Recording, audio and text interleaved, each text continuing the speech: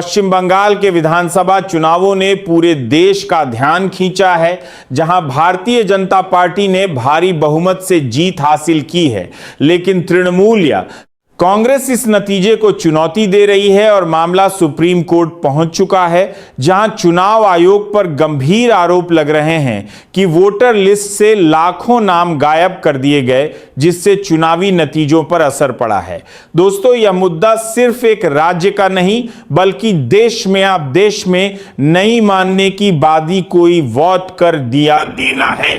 पूरे लोकतंत्र की निष्पक्षता का सवाल बन गया है। आइए इस पूरी कहानी को शुरू से समझते हैं। पश्चिम बंगाल की राजनीति हमेशा से उबाल भरी रही है। साल 2026 के विधानसभा चुनावों में भाजपा ने पहली बार राज्य में सरकार बनाने का मौका हासिल किया है, लेकिन विपक्षी तृणमूल कांग्रेस का आरोप है कि चुनाव आयोग द्वारा चलाई गई स्पेशल इंटेंसिव रिवीजन यानी सायर प्रक्रिया में लाखों जेन्युइन वोटरों के नाम वोटर लिस्ट से काट दिए गए। खासकर मुस्लिम बहुल इलाकों, गरीब तबके और महिलाओं के नाम सबसे ज्यादा प्रभावित हुए हैं। टीएमसी का दावा है कि कम से कम 31 सीटों पर भाजपा की जीत का मार्जिन उनके सांसद में दावा है डिलीट हुए वोटों से काफी कम था। अगर ये वोटर वोट डाल पाते तो नतीजे पूरी तरह अलग होते। चुनाव आयोग ने यह सायर प्रक्रिया फर्जी और डुप्लीकेट वोटरों को हटाने के लिए शुरू की थी। पहले बिहार में लागू हुई और फिर बंगाल में लागू हुई। रिपोर्ट्स के अनुसार बंगाल में करीब 58 लाख से ज्यादा नाम वोटर लिस्ट से हटाए गए। आयोग का कहना है कि यह प्रक्रिया जरूरी थी क्योंकि पुरानी लिस्ट में भारी गड़बड़ियां थीं। मृत व्यक्तियों के नाम, डुप्लीकेट एंट्रीज और फर्जी वोटरों की भरमार थी। लेकिन टीएमसी और कई सामाजिक संगठनों का आरोप है कि यह प्रक्रिया टारगेटेड थी और विपक्षी वोट बैंक को कमजोर करने के लिए इस्तेमाल की गई। अब यह मामला सुप्रीम कोर्ट में पहुंच गया है, जहां घमासान चल रहा है। सुप्रीम कोर्ट ने पहले सायर प्रक्रिया की संवैधानिक वैधता को बरकरार रखा था और कहा था कि चुनाव आयोग को निष्पक्ष चुनाव कराने के लिए यह अधिकार है, लेकिन कोर्ट ने यह भी साफ किया कि प्रक्रिया पूरी तरह पारदर्शी होनी चाहिए।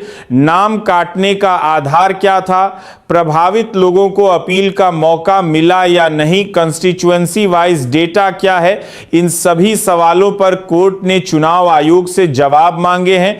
आयोग पर आरोप है कि वह पर्याप्त जानकारी नहीं प्रथा जानकारी रही है दे रहा और डेटा छिपा रहा है। कल्पना कीजिए, एक आम वोटर की स्थिति का कोई बुजुर्ग व्यक्ति जो सालों से वोट डालता आ रहा था, उसका नाम अचानक लिस्ट से गायब हो गया। कोई महिला जिसने शादी के बाद नाम बदला या पता बदला, उसकी एंट्री मैच नहीं हुई। कोई मजदूर जो काम के सिलसिले में दूसरे शहर गया, उसका नाम कट गया। स्पेलिंग मिस्टेक्स, भाषाई भिन्नताएं, दस्तावेजों का मैच न होना, इन छोटी छोटी बातों ने लाखों लोगों को वोटिंग से बाहर कर दिया। कई रिपोर्ट्स में ऐसे मामले सामने आए जहां पूर्व सैनिक, गरीब परिवार के लोग और महिला मतदाता खुद को वोटर लिस्ट से गायब पा रहे थे। ममता बनर्जी खुद इस मुद्दे पर आक्रामक हैं और कह रही हैं कि यह लोकतंत्र पर हमला है। चुनाव आयोग का पक्ष भी सुनिए। आयोग कहता है कि सायर प्रक्रिया बिना किसी भेदभाव के लागू की गई थी और इसका मकसद स्वस्थ चुनावी प्रक्रिया सुनिश्चित करना था। डिलीशंस के बाद भी वोटर टर्नआउट रिकॉर्ड स्तर पर रहा। करीब 90 से 92% मतदान हुआ, जो शांतिपूर्ण चुनाव का सबूत है। कोर्ट ने भी शुरुआती दौर में इतने हाई टर्नआउट पर संतोष जताया था, लेकिन अब पोस्ट इलेक्शन चैलेंज में सवाल यह उठ रहा है कि क्या डिलीशंस ने नतीजों को मटीरियली अफेक्ट किया है।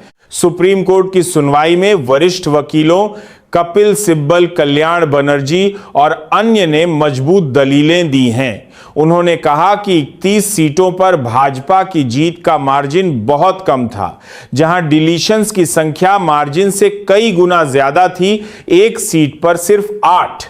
162 वोटों से हार हुई, लेकिन वहां 5000 से ज्यादा नाम कटे थे। कोर्ट ने टीएमसी को फ्रेश प्ली दाखिल करने की अनुमति दी है और आश्वासन दिया है कि सभी दावों की जांच होगी। यह पहला ऐसा पोस्ट इलेक्शन हियरिंग है जहां सायर प्रक्रिया पर विस्तार से बहस हो रही है। दोस्तों, यह विवाद सिर्फ बंगाल तक सीमित नहीं है, यह पूरे देश के चुनावी सिस्टम की क्रेडिबिलिटी पर सवाल उठाता है। अगर वोटर लिस्ट में मैनिपुलेशन का आरोप साबित होता है तो आने वाले चुनावों पर इसका दूरगामी असर पड़ेगा। दूसरी तरफ भाजपा का कहना है कि ये सीए में दोस्ता है, यह विवाद दोस्ता बारतर दोस्ता है, यह विवाद दोस्ता बारतर पर समार है, यह विवाद दोस्ता कंपाने की करते हैं बारतर पर समार है। जीत जनता की इच्छा है। उन्होंने विकास के मुद्दे, अच्छे शासन और एंटी इनकम्बेंसी का फायदा उठाया। राज्य में वायलेंस फ्री पोलिंग और हाई टर्नआउट को उनकी जीत का आधार बताया जा रहा है।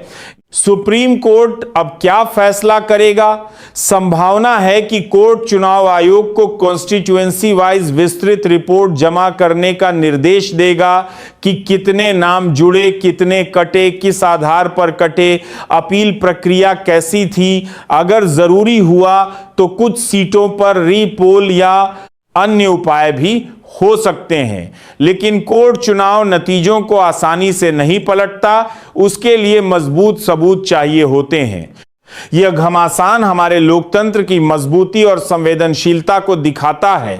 सुप्रीम कोर्ट जैसे संस्थान अंतिम फैसला करते हैं, लेकिन राजनीतिक दलों को भी अपनी जिम्मेदारी समझनी चाहिए।